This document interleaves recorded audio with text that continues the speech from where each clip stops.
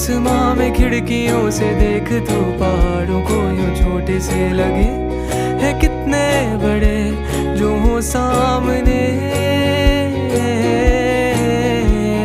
दूर जो है खड़े उन्हें भी ये हमारी जिंदगी यूं तितलियों सी छोटी छोटी सी लगे है कितनी बड़ी नहीं जानते।